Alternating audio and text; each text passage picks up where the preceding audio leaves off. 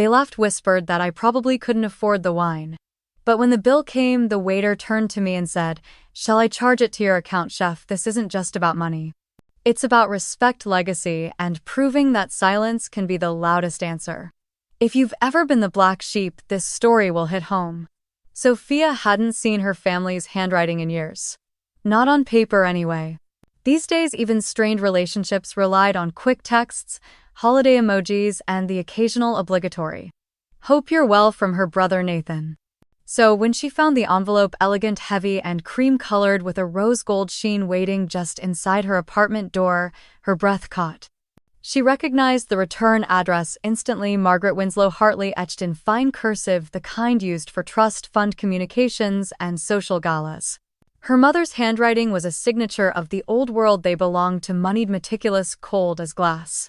Sophia turned the envelope over in her hand, heart knocking once against her ribs. On the front, Miss Sophia Hartley.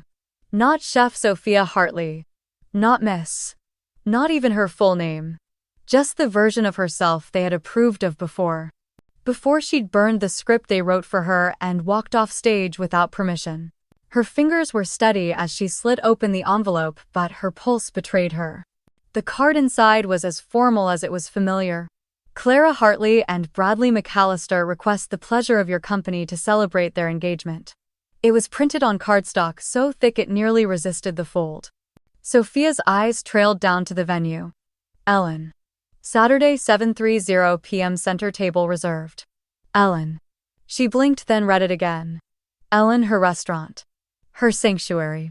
Her rebellion built into brick and linen and bone-white plateware. Her masterpiece. Her life's work. The irony bloomed in her chest, sharp and bitter like citrus peel.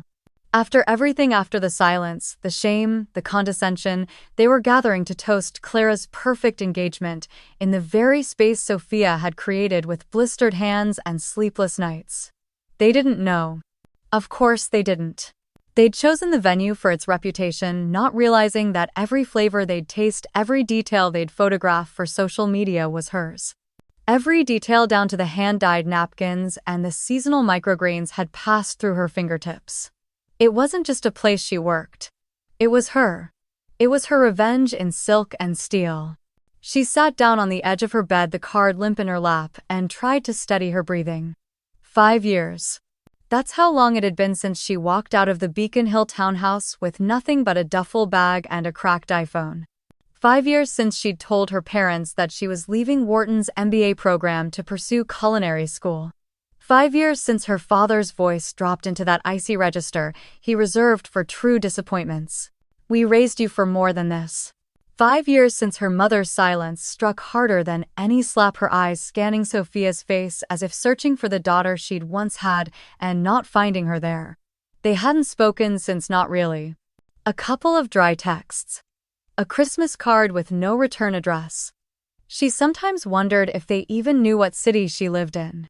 Perhaps they still thought she was scraping plates in someone else's kitchen, living off tips and ramen noodles, waiting for reality to snap her back into line. Maybe that's what they needed to believe to maintain their myth of the Golden Hartley family, untarnished by failure or rebellion.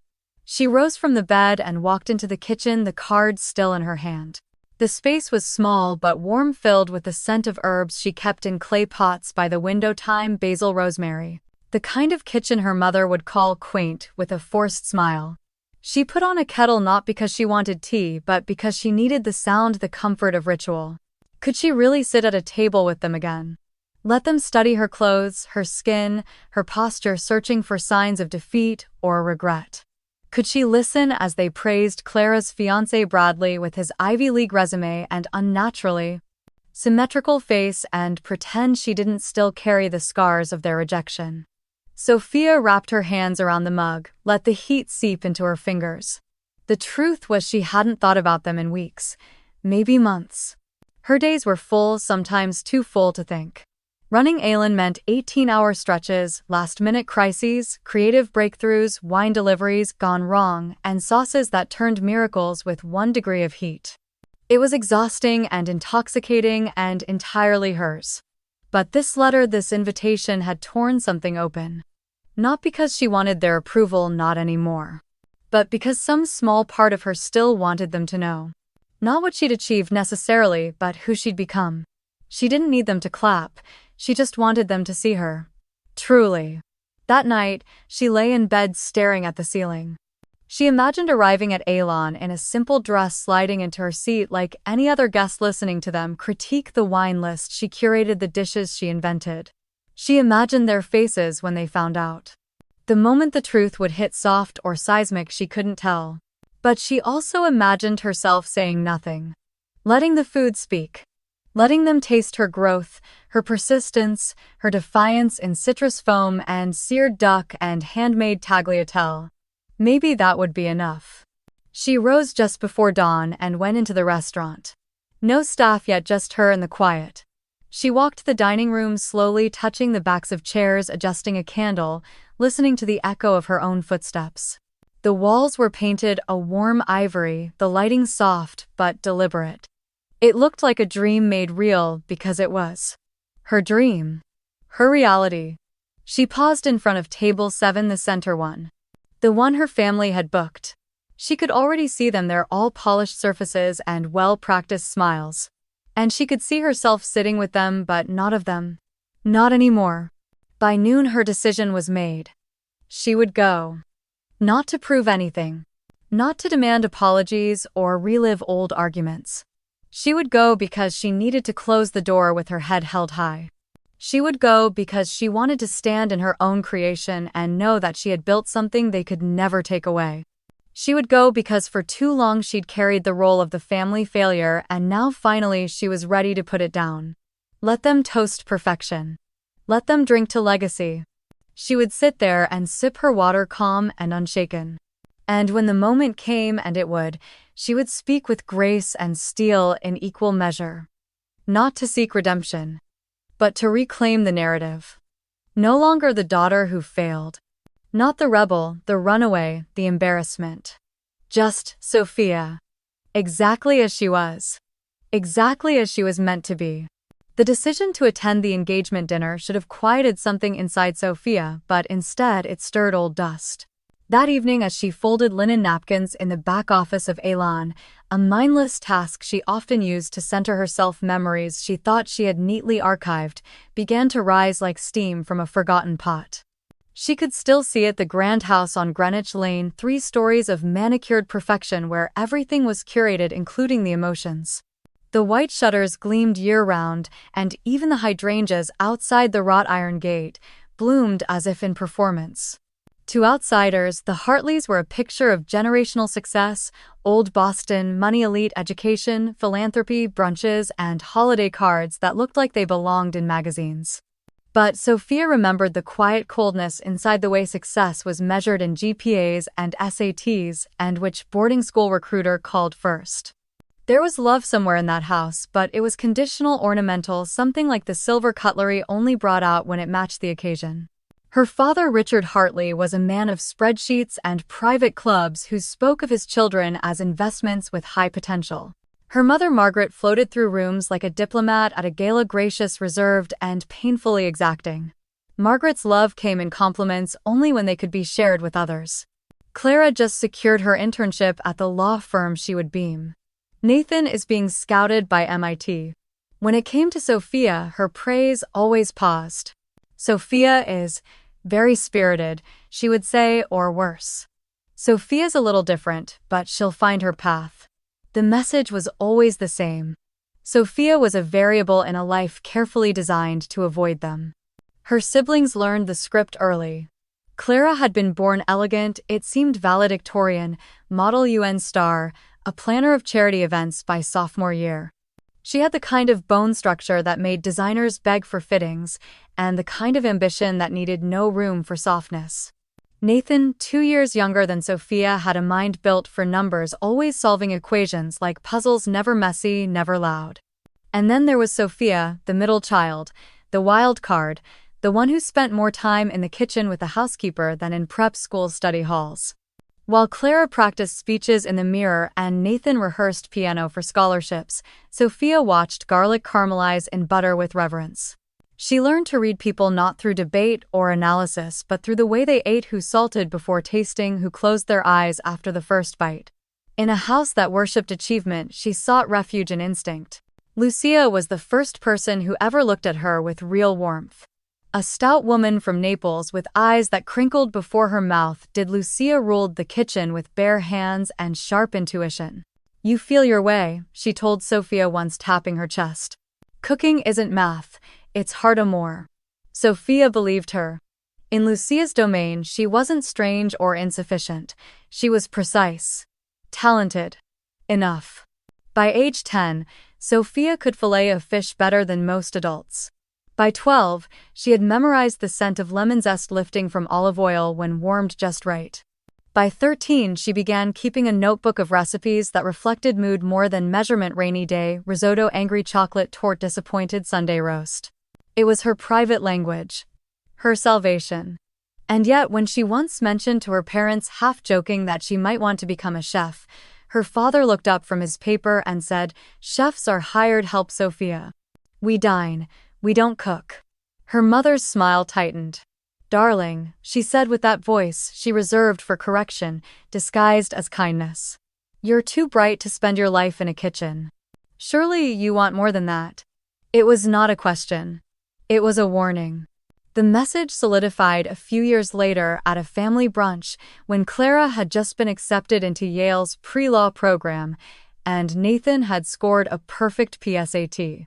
Sophia had just hosted a secret 5-course meal in Lucia's absence for a few friends from school, every dish plated with care, dessert lit with handmade sugar flames. Margaret had found the receipts, the mess, the lingering scent of cumin and cocoa. She said nothing at first. But later, as they sat under the pergola with champagne and silver fruit forks, Margaret leaned over and said, "You are a sweet kind of pain, Sophia. A lovely complication." Sophia smiled tightly, unsure what to do with that, a compliment, a curse. Both. She would carry that sentence with her longer than anyone imagined. It was Margaret's love letter and dismissal in one. "You are beautiful, but not what I wanted." Years later, while tossing chopped rosemary into roasted grapes for Aylen's signature duck dish, Sophia sometimes heard the words again, unbidden. A sweet kind of pain. She had tasted every shade of that phrase in her life: the sting of being different, the ache of not belonging, the slow burn of ambition born in a house that didn't believe in her kind of dreams.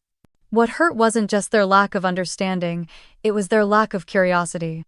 Not once had they asked what made her happy. Not once had they stepped into her world without trying to edit it. Everything was about what she could become that would reflect well on them, not who she already was. There was a hollow in that house that echoed louder than any argument. They loved the idea of their children, but Sophia had always known she was the wrong kind of story, and yet she had still opened their invitation. She still remembered the color of the ribbon in Clara's hair on Christmas morning, the way Nathan used to sneak her cookies before dinner when their parents weren't looking. She remembered the night her father tucked her in after a fever, stroking her hair once before leaving. They weren't monsters, just limited. Blind in a way that affluence often allowed, their privilege so dense it muffled empathy. But now they were walking into her restaurant, unaware they would soon dine in the heart of her journey. They would sit under the chandeliers she'd chosen for their warmth, not opulence. They would eat from plates she'd handpicked, drink wine she'd tasted from dusty vineyards herself. They would be wrapped in her labor, her taste, her triumph, and not even know it. Sophia folded the last napkin and set it aside. She looked out the window where dusk had started to settle over the city. The skyline shimmered, blurred by the mist that clung to the glass. Somewhere her mother was probably rehearsing her toast. Clara was likely choosing earrings. Nathan might be double-checking the reservation. None of them knew they were about to sit face to face with the daughter who had stopped asking for permission. Sophia hadn't cried the night she left Wharton, but she had felt something colder than fear settle into her chest as she rode the midnight train from Philadelphia to New York. Something like exile, something like freedom. Her duffel bag sat at her feet, stuffed with clothes she no longer cared about, notebooks filled with flavor pairings, and a single chef's knife she'd splurged on 2 birthdays ago, back when all this had still been fantasy. She had walked away from the kind of life her parents built like a fortress around her six-figure promises, Ivy League legacy, the comfort of inherited status. And in return, she had received silence, not a call, not a question, not even anger, just absence. It was their final act of control to erase her without raising their voices. In that void, Sophia began again. The beginning was brutal. She moved into a fifth-floor walk-up in Queens with 3 other women she'd met on Craigslist, 2 of whom worked night shifts and left their takeout containers in the fridge like landmines. Her bedroom was just wide enough for a futon and a milk crate that doubled as a nightstand. Every morning she woke at 4:30 a.m. to prep at a bakery in Astoria, her hands aching from repetitive motions and freezer burns. From noon to 10, she worked as a line cook at a family-run trattoria in Midtown, an underpaid, underappreciated cog in a kitchen where shouting was sport and sexual innuendo was part of the air supply. On weekends, she picked up catering gigs, sometimes chopping vegetables in hotel basements until her legs went numb. She barely slept. She barely spoke. But every time she stood behind a stove, something inside her clicked into place. What no one tells you about starting over is how physical it is. Her arms grew stronger, her back tighter, her fingers calloused in places she didn't know could blister. She bled often. She learned to move quickly, efficiently, invisibly. She learned the rhythm of service, the music of knives against boards, pans hissing like serpents, voices barking orders in syncopated staccato. But more than that, she learned how small a woman could feel in a room built to exclude her. Most kitchens she entered were kingdoms of testosterone, male-dominated war zones, where she was either invisible or too visible and never safe in either state. She heard sweetheart more than her name. She was told to stick to pastries or help with the plating while the men handled fire and meat. Once when she corrected a sous chef's sauce temperature, he stared at her like she'd insulted his lineage and muttered, "What are you even doing here?" That night she stayed after hours and recooked every dish from that shift until they were perfect. No one saw. No one needed to. She did it for herself. It was during this purgatory of exhaustion that she first encountered Chef Laurent Deschamps. She hadn't meant to. He was in town for a lecture series at the Culinary Institute, and Sophia had been assigned to help with the catering team. The brief was simple: don't talk to the chef. Just serve. Just disappear. But that afternoon the event manager panicked. One of the featured dishes had collapsed, a sauce congealed under heat lamps. Sophia, too tired to hesitate, remade it from scratch with what was left in the fridge and her instincts. Laurent noticed. Later, as guests drifted away, he approached her. He wasn't tall, but he had a presence that filled the room like smoke, quiet but unmistakable. "Who taught you to reduce like that?" he asked, his French accent thick, his tone serious. She paused, wary. "No one," she said. "Books. Practice." He tilted his head. "You understand balance. Depth. Most young cooks don't. You are not just following instructions, you are listening to the food." Sophia blinked. No one had ever said it like that. Not even Lucia. "I don't know if I'm good enough yet," she admitted. Laurent didn't smile. He reached into his coat and handed her a plain white card. "Come to my kitchen," he said. "I will make you a chef. Not just someone who cooks, but someone who knows why."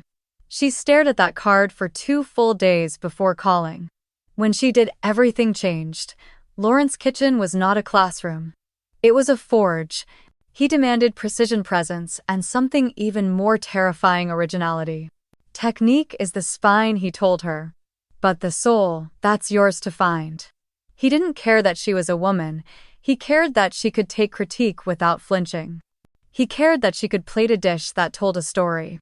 He cared that she didn't flinch when things went wrong but learned to pivot, adjust, try again. In his kitchen, she became more than useful. She became essential. One night, long after service ended, she stayed behind to remake a lamb dish that hadn't landed with a guest. She adjusted the spice, changed the char, rebalanced the sauce. Laurent watched quietly. When she finally plated it, heart pounding, he tasted in silence. Then softly he said, "I do not need you to cook like me. I need you to cook like someone who knows why she's doing it." Those words stayed with her longer than any recipe. By the end of that year, she had gone from nameless line cook to sous chef in one of the most respected kitchens in Manhattan. Not because she networked or charmed, but because she showed up. She survived. She listened to fire. She learned to sharpen blades and to dull her need for outside validation. Sophia had not simply become a chef, she had become a woman who refused to shrink for the comfort of others. But the wounds hadn't vanished. Every time a male investor asked to speak to the real owner, every time a guest complimented her food and assumed a man had made it, the past would knock softly at her door. She would think of her mother's voice, her father's shrug, Clara's laughter, the house on Greenwich Lane with its endless dinner parties and empty warmth. And then she would wipe her hands, square her shoulders, and keep going. She didn't need them to believe in her anymore. She had forged belief in fire and steel between the scars on her hands and the quiet pride in her chest. And now they were coming to her table. Aylin did not arrive with fanfare. It wasn't announced in the papers or splashed across city billboards. It didn't have investors throwing lavish launch parties or influencers posing under neon signage. It began with a single quiet idea, a restaurant that felt like a conversation. Not a transaction. Not a performance. But a living, breathing exchange between ingredients and memory, between flavors and feeling, between the person behind the plate and the one tasting it. Sophia had never wanted something flashy. She wanted something honest. The opportunity came when Laurent introduced her to James Wu, a venture capitalist with a penchant for underdogs and an unexpectedly sophisticated palate. He had tasted Sophia's spring pea and mint tartlet at a private fundraiser and requested to meet the chef. He was surprised to find someone so young, even more surprised that she wasn't already headlining her own space.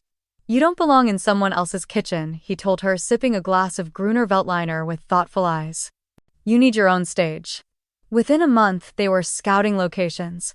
What they found was a former nightclub on the Lower East Side, cracked tile floors, mirrored ceilings, and the faint scent of regret baked into the walls. Most people would have passed. Sophia saw potential. She imagined natural light, warm wood linen that didn't try too hard. A place where silence was golden and a meal could feel like a secret kept between you and the plate. She named it Ellen not just for the French elegance it implied, but for the deeper meaning, vital enthusiasm, distinctive flair, spirit. That's what she wanted guests to feel when they walked in. Not just impressed, but alive. Engaged. Present. She poured every inch of herself into its making. When others slept, she sketched floor plans. When she should have rested, she taste-tested her own sauces again and again. She handpicked the chairs, curved backs that invited lingering, not rushing. She chose the lighting herself, rejecting harsh downlights in favor of golden halos that flattered skin and calmed nerves. She partnered with a ceramicist from Brooklyn to design plates that felt like canvases, not just dishes. Every scent, every texture, every note in the playlist, it all spoke in her voice. Even the bathrooms were intentional: eucalyptus-scented towels, matte brass fixtures, warm light that forgave tired eyes. The menu was its own kind of poetry. It changed seasonally, yes, but it always carried her emotional lexicon: dishes that told stories. Her beet tartare with black garlic vinaigrette, inspired by long-forgotten childhood dinners with Lucia. The rosemary smoked duck, a nod to her nights of exhaustion and resilience. Her lemon basil semifreddo, which arrived like a sigh after a deep conversation. None of it was overly explained. The food didn't shout. It invited. Opening night was small. Soft launch. No press.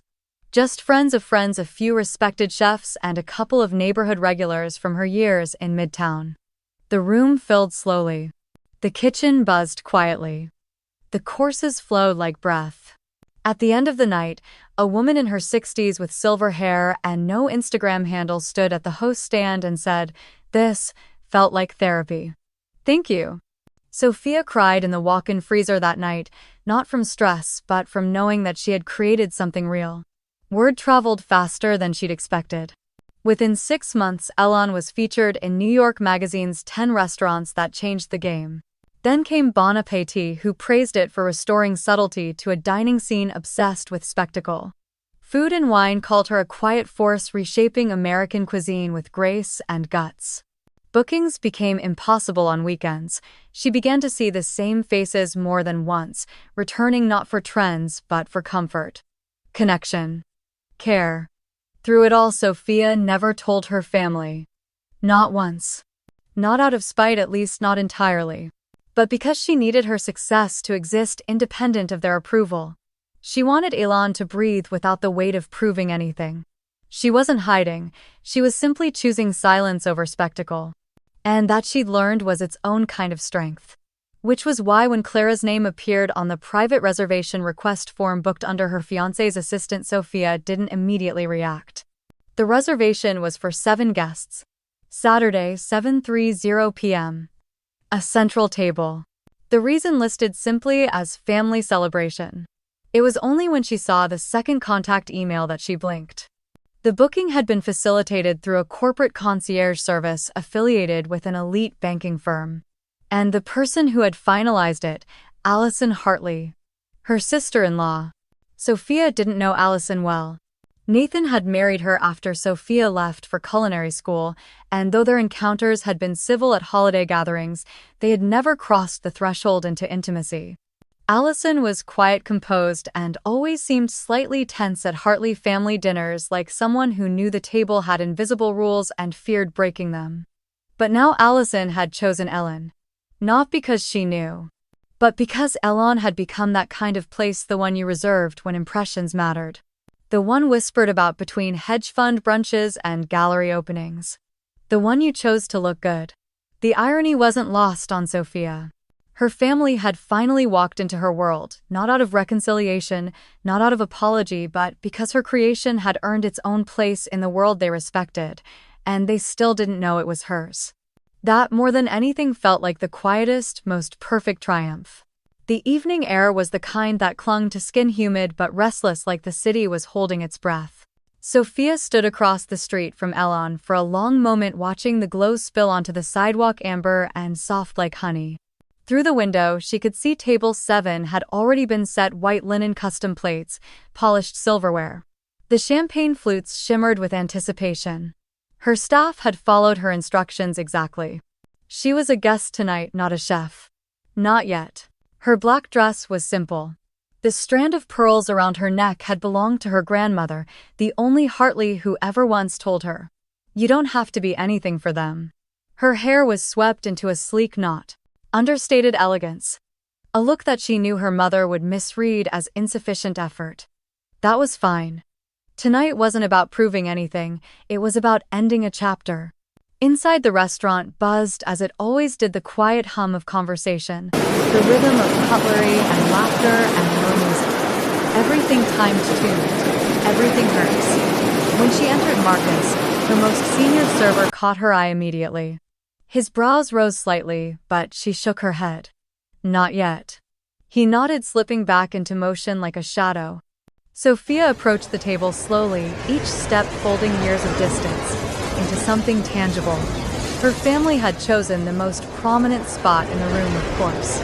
Center table, center stage. They were arranged like an oil painting, Margaret Hartley and Chanel, Richard with his wine list already in hand.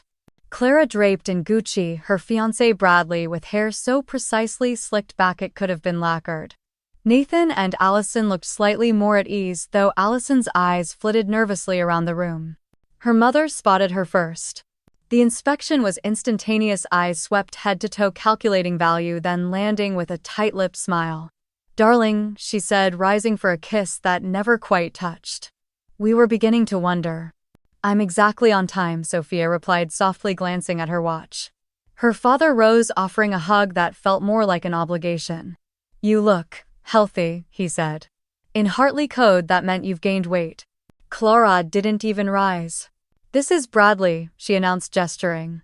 "He's just made junior partner at Goldman." "No, nice to meet you. No, how have you been?" "Just credentials." As always. Bradley's handshake was firm to the point of being aggressive, a silent declaration of dominance. "Princeton undergrad. Wharton MBA," he added, unsolicited. "I heard you've been working in food." Sophia smiled lightly. "Among other things." She took her seat. Champagne arrived quickly. Second most expensive on the list. Flashy but not reckless, perfectly Hartley. Around them, Elon hummed with warmth, intimacy. Everything curated by Sophia's own hand. The menu, the pacing, even the linen weight had been considered. But as she sat among them, she might as well have been at a stranger's table. "I hope you don't mind," her mother said, as she sipped. "We've already ordered the wine." "Of course," Sophia replied. "I've heard it's quite good," Bradley smirked. "I've got a few connections. Called in a favor with someone who knows the management." Sophia nodded, letting him believe it. Let them all believe. When the amuse-bouche arrived, a delicate sphere of compressed watermelon with fermented black garlic and a singular microgreen, Jessica served it with grace. "Compliments of the kitchen," she said, her eyes brushing Sophia's for a moment. Recognition past quiet and loyal. Clara stared at the small bite with theatrical confusion. "This is it?" she asked. "I'm starving." "It's an amuse-bouche," Sophia offered gently. "A palate opener." Clara gave a dry laugh. "I know what an amuse-bouche is, Sophia. I'm not culturally illiterate just because I chose law school over whatever it is you're doing." Margaret tasted hers with the precision of a woman calculating calories per molecule. Richard popped it into his mouth, barely registering the flavor. Nathan and Allison smiled appreciative. Only Clara pushed hers aside untouched. Sophia said nothing. She didn't need to. The story was already being told bite by bite. The next course followed heirloom tomatoes with house-made ricotta and basil oil, a dish Sophia had reworked for months. As plates were set down, Bradley commented, "Now this looks promising." He swirled his wine with exaggerated flourish. "Wine list is decent, not exceptional, passable." Jose, their sommelier, caught Sophia's eye as he passed. She offered him a restrained smile. He too understood the performance unfolding. "So her mother began, tell us, what have you been doing these past few years?" Sophia looked at 5 pairs of eyes. "Measuring. Waiting. Working in food," she said simply. Clara sighed. "Still with that phase, I figured you'd have moved on to something more substantial." "Not everyone's meant for corporate," Nathan offered, his voice mild but still edged. "Catering," Bradley guessed. "Line, cook, what exactly do you do?" "I've worn many hats," she replied, keeping her voice even. "Well, we're just glad you're supporting yourself," Margaret said, layering faux grace over condescension. "Though you know our door is always open if things become too difficult." The courses came and went, the scallops with brown butter emulsion, the handmade tagliatelle with mint and pancetta. Each dish was a chapter of her life. But to them, they were merely courses to be dissected. "This pasta," Richard muttered 3 bites, "and that's it." Bradley mangled the noodles with his knife. "Portion control, I guess. Must be some modern trend." Clara barely touched her food. "Too acidic," she declared of the tomato course. And the tomatoes could have been riper. Sophia remained quiet. When Jessica cleared the amuse-bouche and glanced at Clara's untouched plate, Sophia caught the flicker of disappointment in her server's eyes.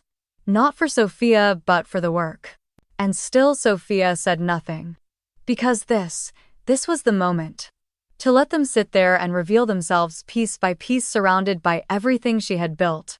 Let them taste her life and not recognize it. Let them criticize it blindly, unaware they were tearing apart her soul on porcelain, and still she would not flinch. Because this was power. Not yelling. Not revenge served hot. Just letting them eat their own arrogance seasoned with grace. And in that silence, Sophia sat still. Not as the failure, not as the lost daughter, but as the architect of every single bite they didn't deserve. The 5th course had just been cleared when the check arrived, discreetly placed in a slim leather folder by Marcus, who slipped in with his usual elegance. Sophia watched the choreography unfold as if through glass. Her father Richard reached for it, instinctively, old habits of patriarchal pride, but was interrupted. "Please," Richard, Bradley said smoothly, lifting the folder. "Let me consider it a gesture for the occasion." There was the familiar show of generosity, the performance of dominance veiled in courtesy. Sophia said nothing. She sipped her wine, tasting citrus and salt and irony. Bradley opened the folder with a confident flick, expecting a number to boast about to solidify his role as future family provider. What he found instead knocked the smugness clean off his face. Sophia watched the flicker in his expression, surprise, confusion, calculation. There seems to be a mistake, he murmured, turning the folder toward Marcus as he approached. We've only been charged for the beverages. Marcus smiled politely, then looked at Sophia, his expression waiting for permission. She gave him a slight nod. No mistake, Sir Marcus said calmly. The dinner has already been taken care of. A pause. A beat of silence too thick to ignore. By whom? Richard asked, frowning. Marcus turned to Sophia, his professionalism softening into something warmer. By Chef Sophia, of course. Would you like me to charge the wine to her house account as well? It was as if the room itself had inhaled and forgot to exhale. Sophia set her glass down gently. Then she looked around the table at the wide eyes, the frozen faces, the disbelief. And she said without malice or flourish, "Welcome to my restaurant." Silence fractured the table like glass under pressure. What her mother finally managed, her voice thinner than usual. "This is yours." "Yes," Sophia said, folding her napkin.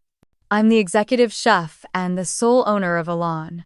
Her father leaned back, slowly blinking as if trying to place her in the picture. "You own this," he repeated, stunned.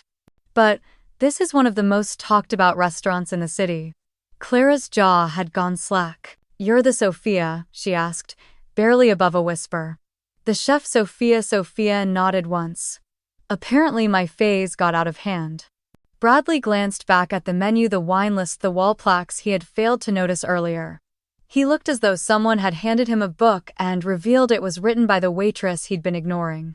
"I don't understand," Margaret said, reaching for her pearls, a familiar gesture when her world tilted. "Why wouldn't you tell us?" "Because I needed to know," Sophia said quietly. "If I had nothing, no title, no name, no status, would anyone at this table still respect me?" She didn't raise her voice. She didn't need to. The weight of truth landed heavier in silence. Her mother opened her mouth, then closed it again. Sophia continued, "All evening you've spoken about the food, the wine, the cost, like you were inspecting someone else's work. Like it was beneath you. And I let you. Because I needed to see." "To see what?" Clara asked sharply, color rising to her cheeks. "To see if anything had changed," Sophia said. "If the people who raised me, who claimed to love me, could look beyond status and truly see me, the answer is clear." Her father cleared his throat. "Now, wait a minute. We were just concerned about your future, you were concerned about your image," Sophia said, not unkindly. "About how my choices reflected on the family. You never once asked what made me happy." Clara looked down at her untouched amuse-bouche. "You let us eat your food, critique your restaurant, and you just sat there." "I did," Sophia said simply. "Because I wanted to hear who you really are when you think I'm no one." Bradley made a noise like he was going to speak, then didn't. The silence returned, this time laced with something heavier, realization. Margaret looked genuinely unsettled. "Darling, we didn't mean to judge. But you did." Sophia said, her voice soft. "All of you did." Without hesitation. Without knowing. Nathan finally spoke, voice low. "Soph, I didn't know." I know," she said gently. "You didn't know. None of you did. And that was the point." Marcus returned with a fresh pour of dessert wine. "Will you be joining your investors now, chef?" he asked, clearly playing his part with perfect timing. "Yes," Sophia said, standing slowly. "Please close out the wine under my name." She paused, looking one last time at her family. Her world. The ghosts of what she once wanted from them. "I don't need your applause," she added. "Just your honesty. That finally is enough." And then she walked away, shoulders straight, heels silent, every step a quiet thunder through the halls she had built. They sat frozen long after she left the table, like statues in a diorama they could no longer control. The music in the restaurant played on, the scent of roasted pears and clove drifting from the kitchen, but at table 7 time fractured. It was Clara who finally broke the silence.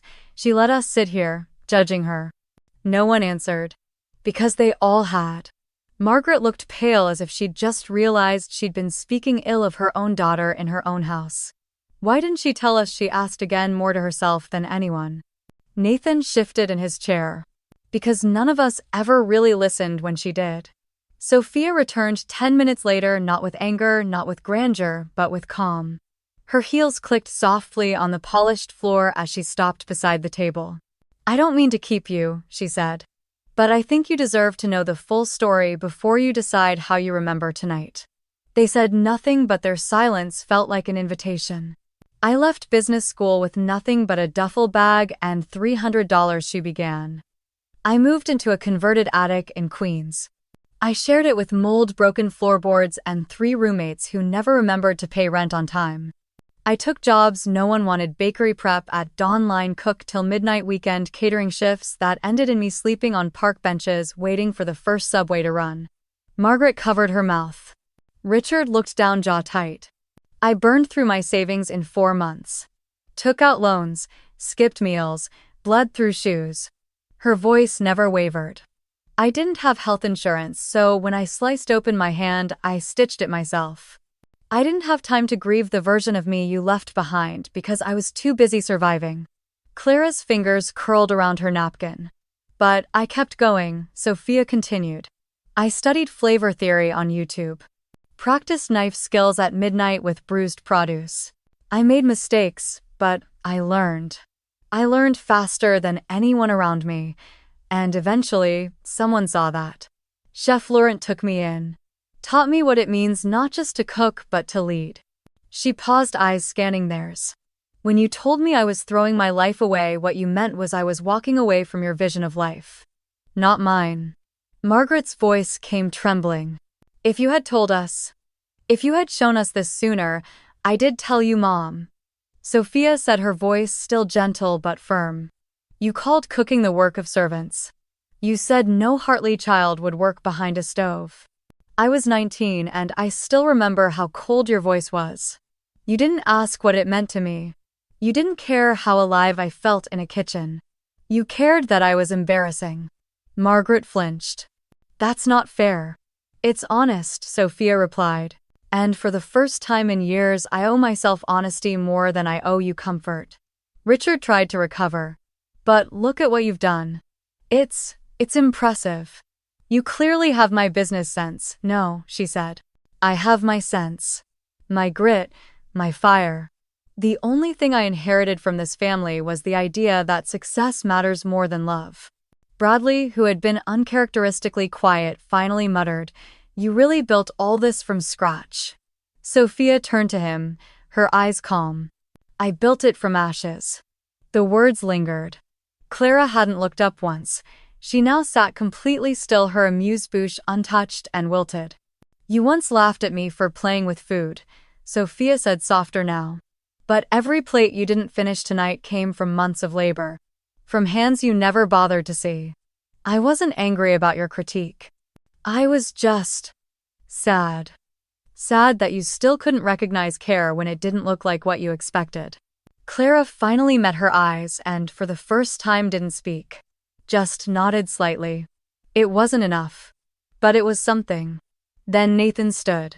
He moved slowly like someone walking into deep water. His voice was quiet but steady. "Sophia, I'm sorry." She blinked. It was the last thing she expected tonight. "I was too busy trying to stay in line," he said, his gaze unwavering. "Too afraid to rock the boat. You were always the brave one. And I didn't back you. I let them tear you apart, and I said nothing." Sophia swallowed. Her throat ached with something more than pride. He stepped closer. "You built something beautiful. Not just a restaurant. But something bigger. I see it now." She didn't trust her voice, so she just nodded. And somehow that meant more than any toast or applause ever could. Sunday morning arrived without ceremony. The sky over Manhattan was a soft gray, the kind that promised either rain or reflection depending on your mood.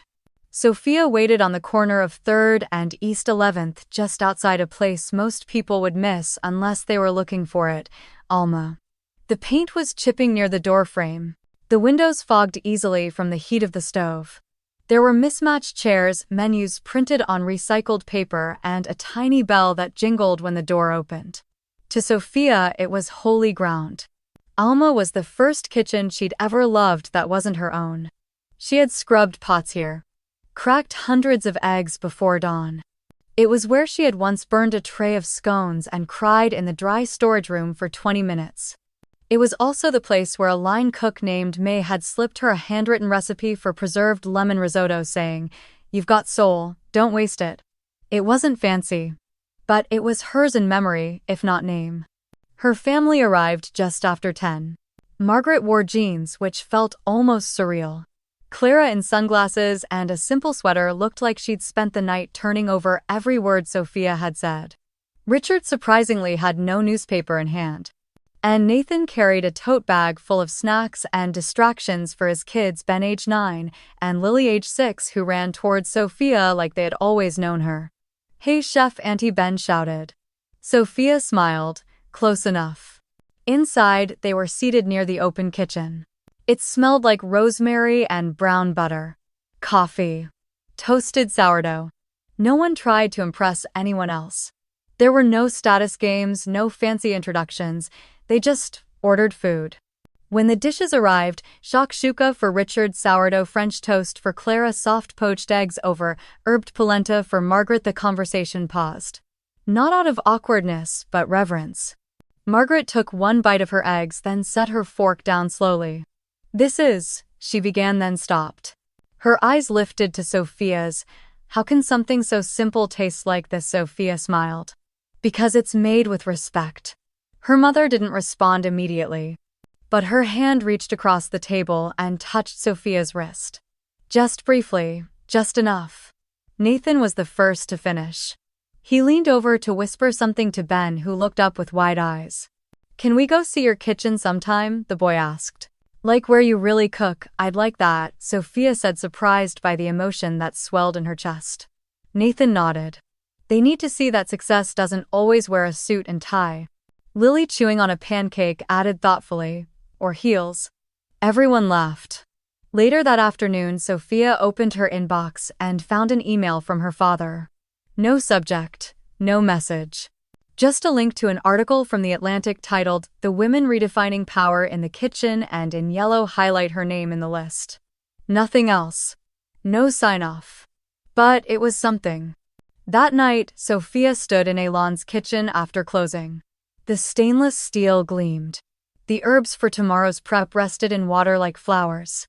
Everything smelled like lemon, oil, and bay leaf. Her phone buzzed again.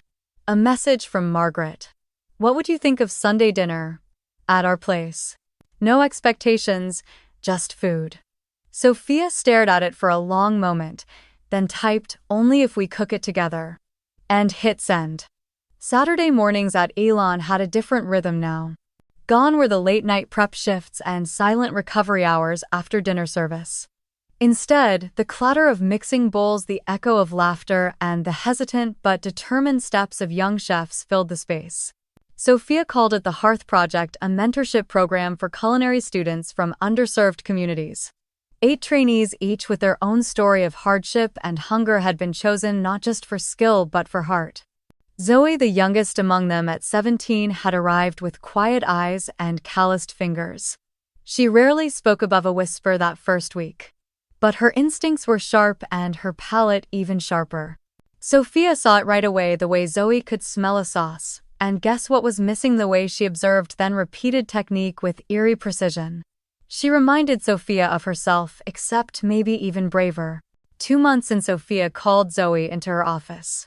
There was a sealed envelope on the desk. "What's this?" Zoe asked. "Something I think you've earned," Sophia replied. It was a full scholarship to the Culinary Institute of America, funded by a private donor, one of Sophia's early investors, who had asked if she knew anyone like you 10 years ago. Zoe stared at it for so long Sophia wondered if she had read it all. Then came the tears. Not loud, not dramatic. Just one hand pressed to her mouth, shoulders shaking. "I don't know what to say." "Don't say anything," Sophia smiled. "Just promise me you'll make the table bigger when it's your turn." That afternoon, Sophia sat alone in her office, surrounded by notebooks, sticky notes, and stained recipe cards. She was outlining chapters for her cookbook, not just a manual but a memoir told in flavors. Each section would begin with a memory flour-dusted countertops in Lucia's kitchen as a child, the cracked tile floors of Alma, the burn on her arm from her first dinner rush at Aylin. Every dish would carry the emotion of a moment survived, a lesson learned. The title had come to her weeks ago on a walk home from the market. It wasn't about grandeur, it wasn't even about success. It was about arrival. A table of her own. The cover mock-up rested beside her. A simple table. One wooden chair. A plate of poached pears. And beneath the title in small but defiant font, I didn't ask for a seat at anyone else's table. I built my own. Sophia stared at it, letting the weight of the words settle. They weren't born out of bitterness anymore. They were born out of freedom. Her phone buzzed. A message from Zoe. Guess what I just did? Perfectly reduced my first Beret Blanc. Didn't burn the shallots this time, Sophia chuckled, her heart lifting. She typed back, you just earned the secret truffle oil shelf. Outside her office, the noise of the kitchen grew again, young voices learning, failing, rising. Sophia stood and looked through the glass. She used to think power meant getting the last word. That strength was sharpness and victory was being seen. But now she knew real power was building a space where others didn't have to fight to be seen at all. And in that space she had never felt more full. The kitchen was still warm from the evening rush. Outside, the city glowed with its usual defiant light, yellow and sharp against the early spring darkness. But inside Ellen all was quiet. The knives had been cleaned, the aprons hung neatly in the staff closet, and the countertops gleamed under the low light she insisted be installed to feel more like moonlight than fluorescent glare. Sophia sat at her usual table near the back of the kitchen, a worn leather notebook open before her, her pen resting between fingers still stained faintly with saffron and beet juice. The day had ended with a full house, the kind of Saturday night most chefs prayed for. Every table booked 2 surprise celebrities in the corner booth, and not a single plate returned unfinished. And yet none of that occupied her mind now. Not the revenue. Not the praise. Not even the brief handshake from a Michelin inspector she suspected had dined anonymously that evening. What filled her chest now wasn't pride. It was peace. Real peace. The kind that doesn't arrive with applause but with silence. With knowing you've done the right work in the right place for the right reasons. She reached for the pen, glanced down at the final page of her cookbook manuscript, the one she had left blank for weeks because she didn't know how to end a story that still felt like it was unfolding. But tonight, something inside her had settled like a dish coming together in the final seconds before plating. She began to write slowly, deliberately, tasting each word in her head before letting it flow from the ink. The recipes in this book, she wrote, are not just instructions. They are apologies no one knew how to make. They are love letters never sent. They are grief and joy and survival written in olive oil, salt, and citrus. Every dish is a story I didn't have the courage to speak aloud, so I learned to tell it in flavor instead. She paused, staring at the sentence as if it had spoken back to her. And, in a way, it had. Because it was true. All of it. Each chapter of her book was more than an arrangement of ingredients, it was a map of her becoming. A bowl of soup that reminded her of Lucia's kitchen on rainy days. A tart that mirrored the acid she once swallowed as silence during family dinners. A perfectly crisp duck breast that spoke of nights spent crying into cutting boards when she thought she wasn't enough. She glanced over at the mock-up cover on her tablet. The title, A Table of Her Own. The subtitle had taken even longer to decide. But in the end it had to be this: I didn't ask for a seat at anyone's table. I built my own. It wasn't arrogance, it was truth. A quiet, steady truth born from fire and failure, and the belief that passion, when nurtured, respected, and trusted, can create not just food but belonging. And in building Aylin, she hadn't just built a restaurant, she'd built a language. A home. A world. The ping of her inbox broke the silence. A new email marked urgent TEDx, Beacon invite. Her brows lifted slightly. Curious, she opened it. The message was short, sincere, and unexpected.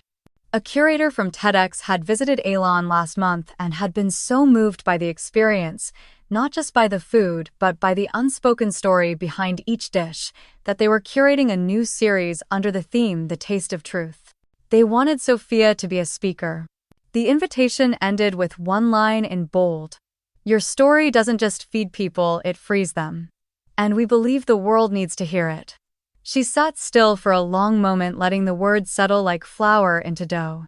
There was a time not long ago when she would have doubted her worth in that room on that stage. When she'd have wondered whether her story, unglamorous and unpolished, could hold space next to political analysts and Nobel laureates. But not now. Not after all this. Not after learning that truth wasn't always loud. It didn't need microphones or spotlights. Sometimes it came served on warm plates. In quiet bravery. In showing up again and again when the world had told you to sit down. She smiled slowly. Yes, she would say yes, but she wouldn't give a speech, not the traditional kind anyway. She would talk about a different kind of language, the one that comes through caramelizing onions slowly until they confess sweetness. Through broth stirred over hours that tastes like home.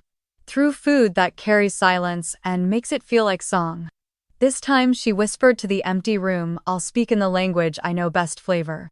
She stood, turned off the last prep light and made her way out into the city, night the breeze cool on her cheeks, the kind that promised something was shifting. A new season. A new voice, hers. And somewhere in a bookstore not yet built, a reader would one day hold her cookbook, turn to the final page, and read the same words she had just written, feeling perhaps for the first time that their own story might also be worth telling.